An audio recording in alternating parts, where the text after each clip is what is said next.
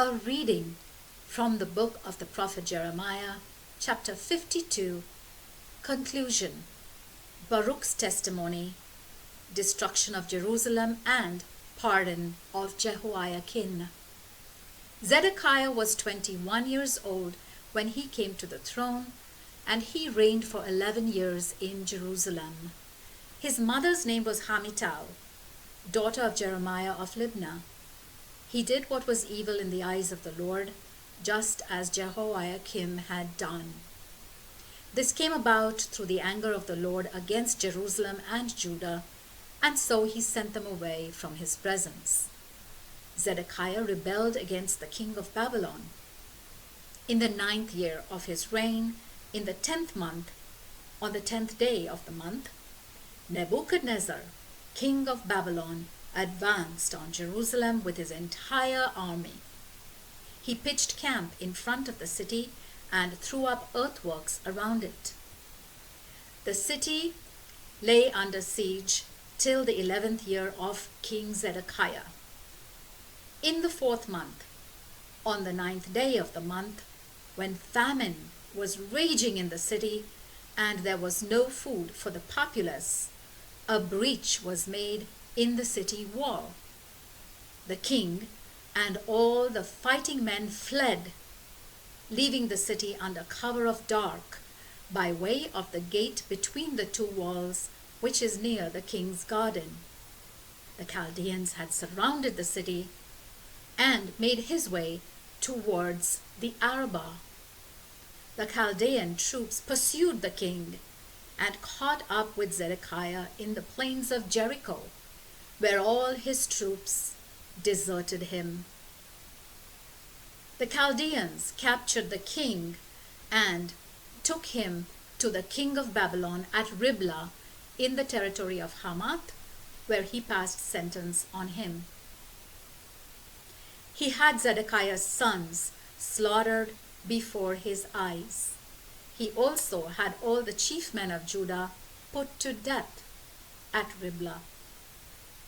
He then put out Zedekiah's eyes and bound him with fetters. Then the king of Babylon carried him off to Babylon, where he kept him prisoner until his dying day.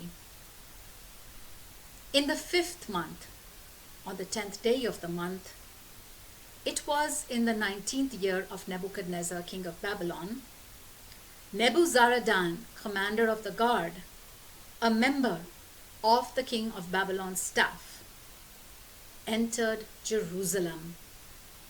He burnt down the temple of the Lord, the royal palace, and all the houses in Jerusalem. The Chaldean troops who accompanied the commander of the guard demolished all the walls surrounding Jerusalem. Nebuzaradan, commander of the guard, deported some of the poor people, and the remainder of the population left in the city. The deserters who had gone over to the king of Babylon, and the rest of the artisans.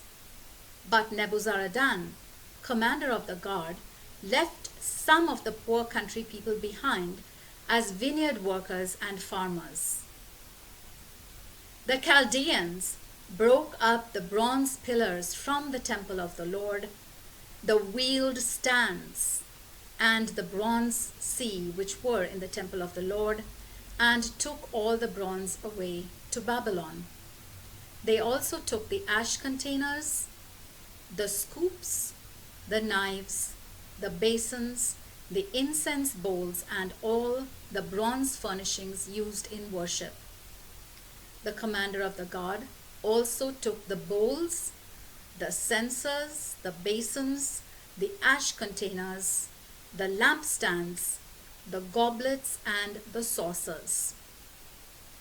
Everything that was made of gold and everything made of silver.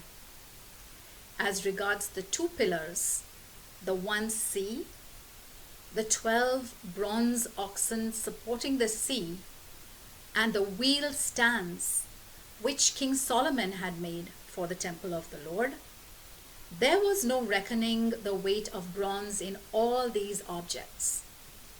As regards the pillars, the height of one pillar was 8 meters.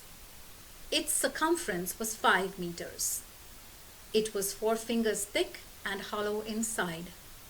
On it stood a capital of bronze, the height of the capital being 2 meters. Round the capital were filigree and pomegranates, all in bronze. So also for the second pillar. There were 96 pomegranates round the sides, making 100 pomegranates round the filigree in all.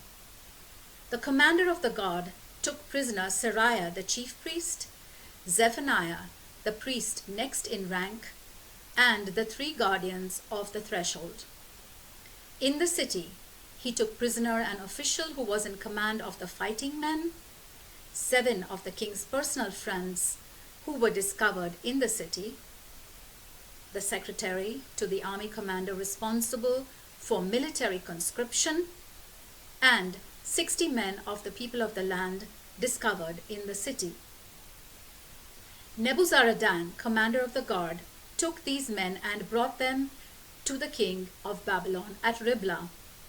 And at Riblah in the territory of Hamath, the king of Babylon had them put to death. Thus Judah was deported from its land. The number of people deported by Nebuchadnezzar was as follows. In the 7th year, 3,023 Judeans. In the 18th year of Nebuchadnezzar, 832 persons were deported from Jerusalem. In the 23rd year of Nebuchadnezzar, Nebuzaradan, commander of the guard, deported 745 Judeans. In all, 4,600 persons.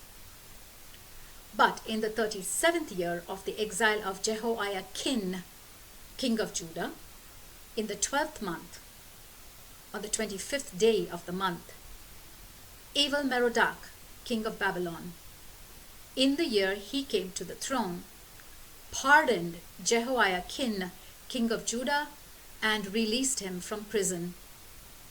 He treated him kindly and allotted him a seat above those of the other kings who were with him in Babylon.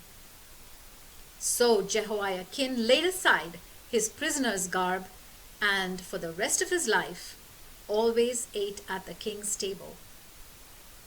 And his upkeep was permanently ensured by the king day after day for the rest of his life until the day he died. The word of the Lord.